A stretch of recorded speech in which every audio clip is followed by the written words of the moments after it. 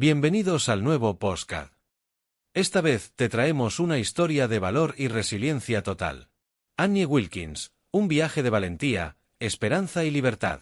En 1954, cuando la mayoría de las personas de su edad pensaban en el retiro o en encontrar estabilidad en sus últimos años, Annie Wilkins, una mujer campesina de 63 años oriunda de Minot, Maine, tomó una decisión impensable: viajar sola a caballo desde Maine hasta California.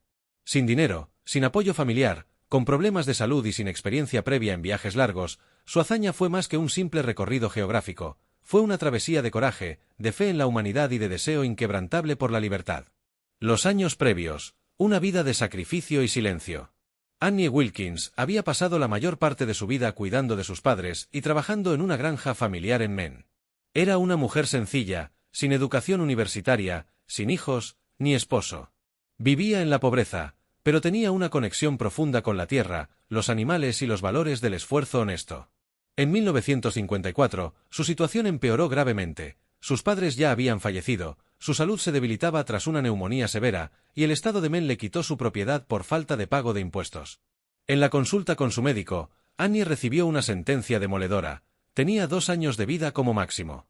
La mayoría habría caído en la desesperanza, pero Annie, inspirada por un viejo sueño de juventud, decidió que no moriría sin antes ver el Océano Pacífico. Así nació la idea más audaz de su vida: atravesar los Estados Unidos montada a caballo. Un sueño improbable, el inicio del viaje.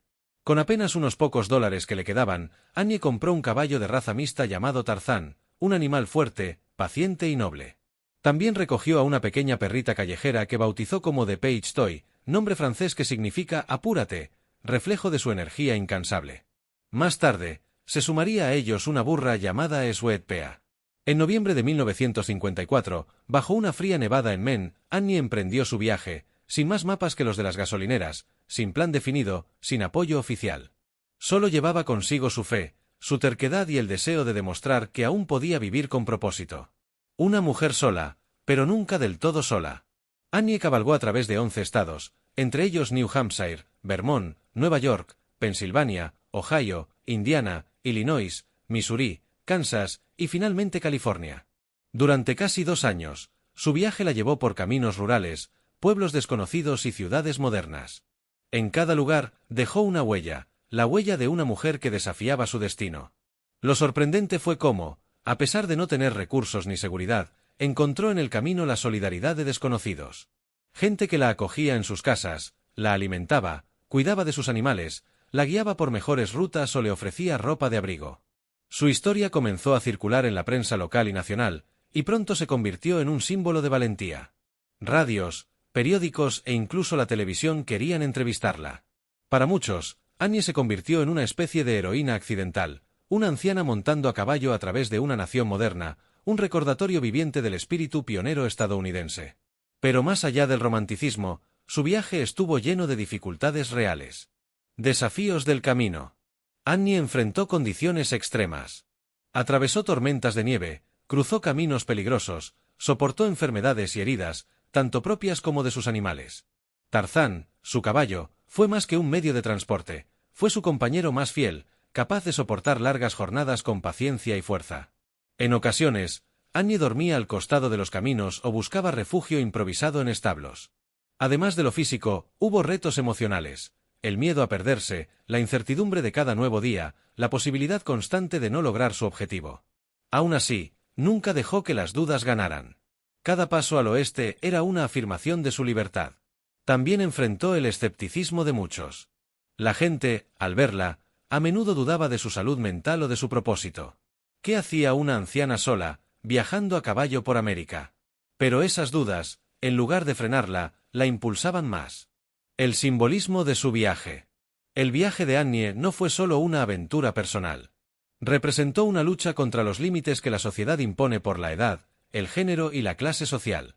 En una época donde a las mujeres mayores se les esperaba obediencia, silencio y retiro, Annie demostró que aún podían ser protagonistas de su propia historia.